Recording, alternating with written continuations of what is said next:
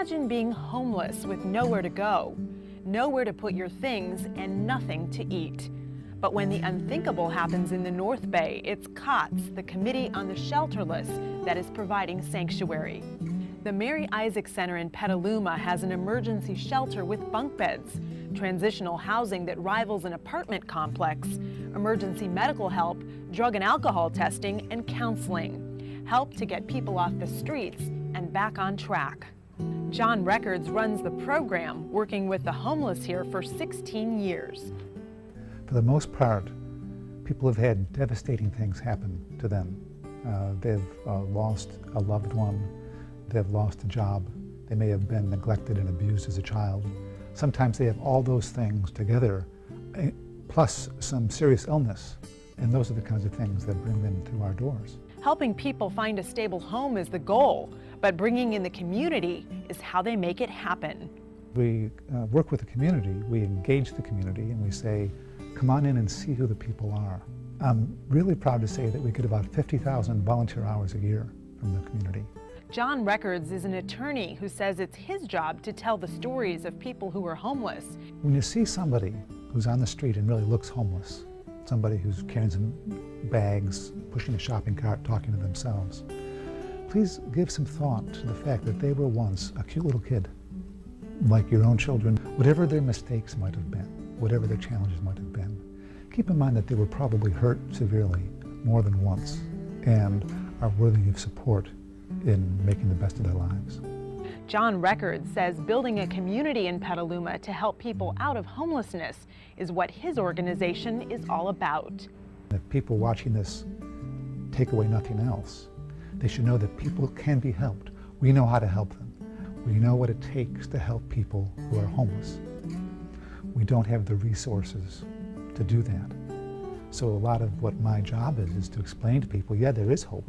Volunteer help and donations from the community help the homeless come in out of the cold, get off drugs and alcohol, and start to see themselves as worthwhile. But Records says there are challenges at this time of nationwide financial instability. This is not a time to cut funding for such programs. It's like closing the emergency rooms during an earthquake. One of the most dramatic examples of what COTS has been able to do is Don Louvier. His wife's death turned his life into chaos. He lost his construction business, lost all contact with his two small children, and developed a serious drug habit that had him living on the streets for 18 years. About 7.5 years ago, I was introduced to the COTS Petaluma Kitchen by a fellow camper. The first day that I went down there with the gentleman to have free food,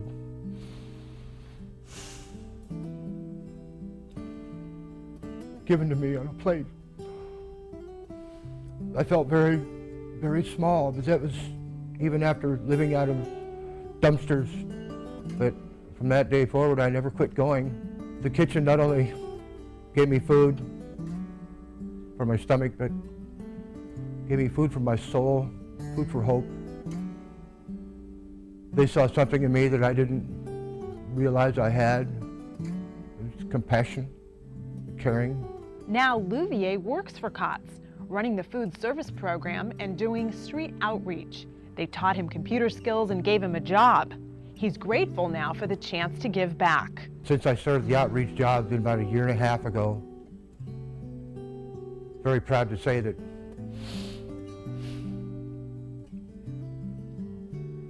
I've sent over 85 homeless brothers and sisters of mine to the Mary Isaac Center. Makes me feel so good to be able to have the opportunity to do this job. I thank God every day for it. COTS and the Mary Isaac Center gives people on the street living in despair and desperation a lifeline, showing the homeless that there really are people who care.